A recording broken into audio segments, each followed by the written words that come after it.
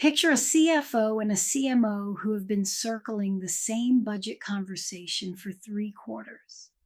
Every time it comes up, the room braces because everyone has learned that these two will go at it. The CFO talks numbers, ranges, what the model actually supports. The CMO talks about the window, the campaign that has to launch now or not at all. They leave annoyed with each other, and by the next meeting, the whole team has quietly filed it under "those two just don't get along." And that's the story the team tells itself over and over about almost every grinding pair on a leadership team. It's personal, it's chemistry. He's rigid, she's impulsive. They need to learn to communicate better. I have watched smart coaches accept that story and spend a whole engagement trying to smooth the relationship. And the relationship never smooths because the relationship was never the problem. What I want to give you in this video is a way to take any one of these grinding pairs apart so you can see what's actually producing the heat. This is a method you can repeat, a structural read, one that looks at how the formations are built and how they catch on each other. You learned in Module 3 how to read one formation. Now 2 formations are in the room at the same time, each doing exactly what it's built to do, and they're catching on each other.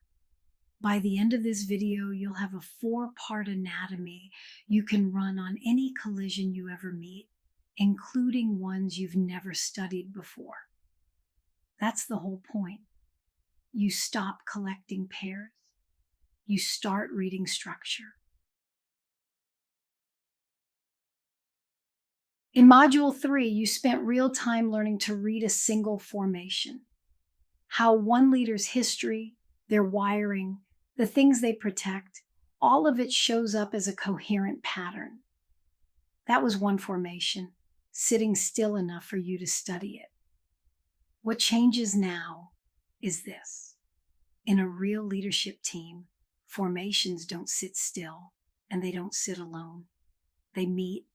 2 of them land in the same room on the same decision, and they grind against each other.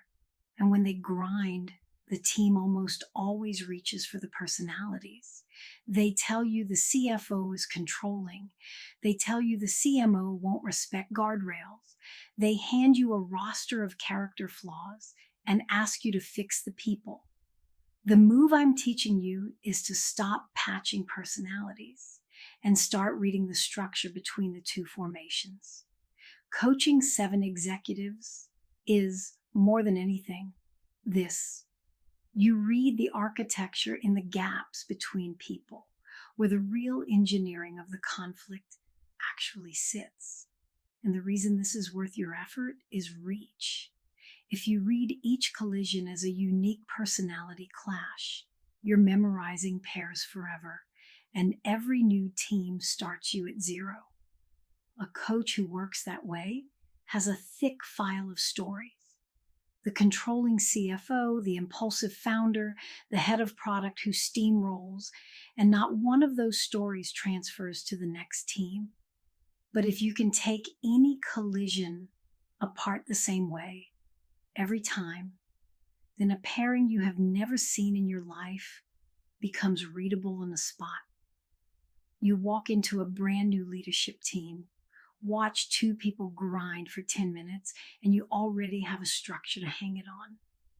You learn the method once. The pairs become infinite.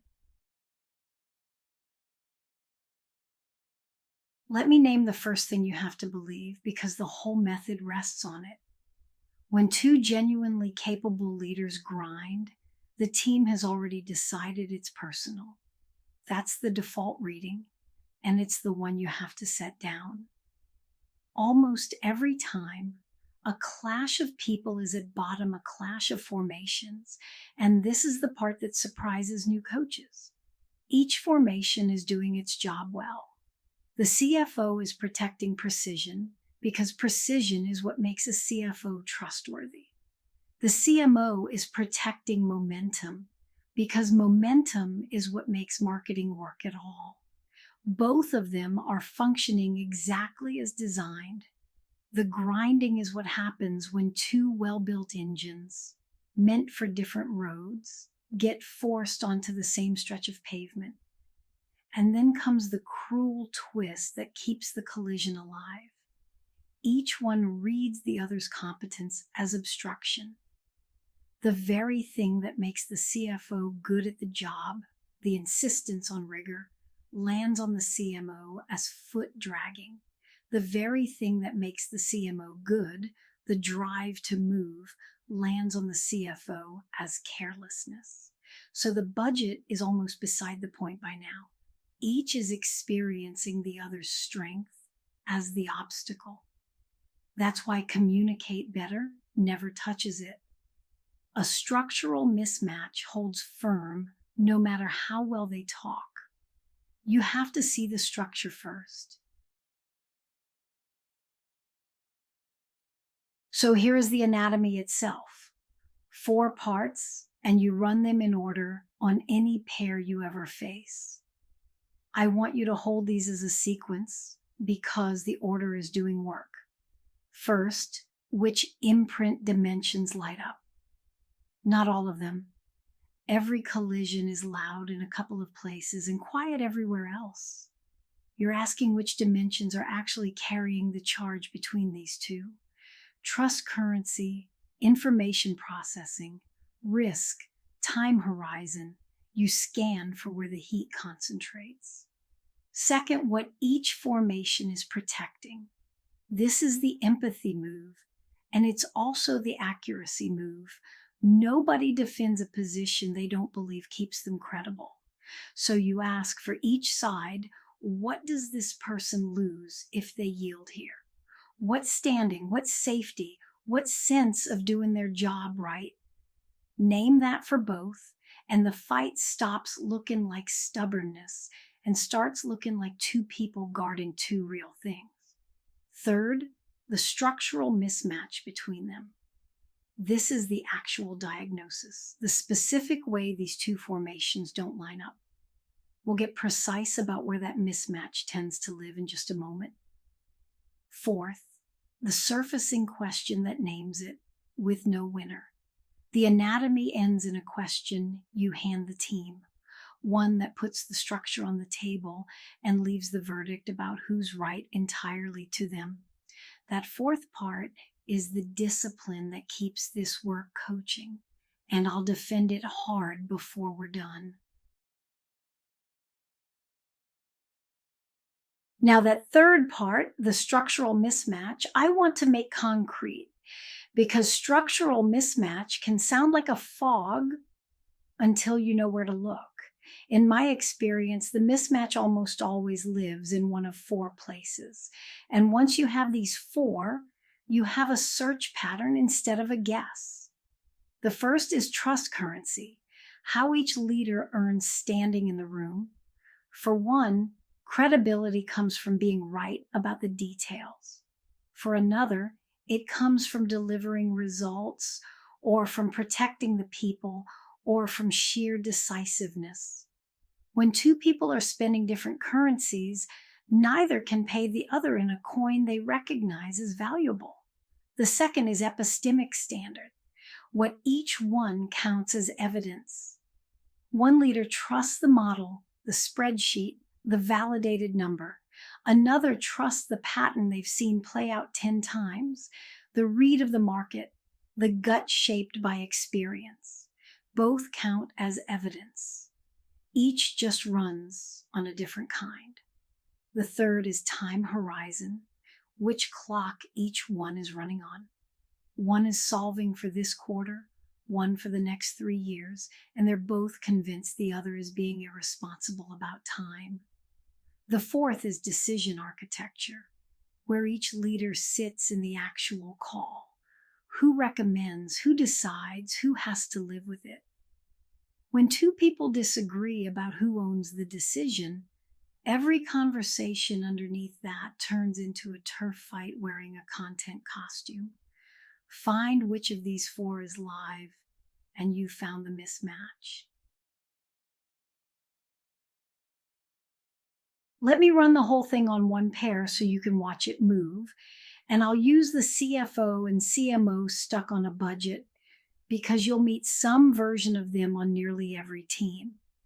Start with what each one is protecting because that's where the humanity is. The CFO is protecting precision. And underneath precision, the standing that comes from being the person who is right about the numbers. Being reliably right about the money is the CFO's whole credibility, and that's a serious thing to guard. The CMO is protecting momentum, and underneath momentum, an idea's room to prove itself before it gets killed by caution. Give a good idea no runway and it dies unborn. That's the CMO's whole craft. Now look at the mismatch, and it's vivid once you name it. These are two trust currencies that simply cannot be spent in the same transaction. The CFO offers rigor and expects rigor back as the price of trust. The CMO offers conviction and expects room as the price of trust. Each keeps paying in a currency the other doesn't bank, and they're on two different clocks on top of it. The CFO is protecting the integrity of a number that has to hold up over the fiscal year. The CMO is watching a market window that closes in weeks. So even when they agree on the goal, they cannot agree on the tempo because their clocks tick at different speeds. Precision currency, momentum currency, two clocks. That's the collision, fully decomposed. Watch what happens to the question once you've done that decomposition, because this is the part that feels almost like magic the first time. You don't have to invent a clever intervention. The question writes itself straight out of the anatomy you just laid down. For our CFO and CMO, it sounds like this. You're each asking the other to lead with your kind of evidence. What would a decision look like that held both? That's it. Notice everything it does. It names the real mismatch. Two kinds of evidence, two trust currencies, right out loud, so the structure is finally on the table where both can see it. And notice everything it refuses to do. It calls the CFO neither too rigid nor the CMO too loose. It names no winner. It hands the actual problem, how do we hold both kinds of evidence in one decision, back to the two people who own it. 4 parts went in, which dimensions lit up, what each was protecting, the mismatch, and then the question. And what comes out is a single sentence the team can actually work with because it describes their structure accurately and it leaves the verdict in their hands. That's the shape of every good surfacing question. It is precise enough that both people feel seen and open enough that neither feels sentenced. When you've decomposed the collision honestly, you almost can't help but land there. I want to be very firm about one thing because it's the line that separates this work from refereeing.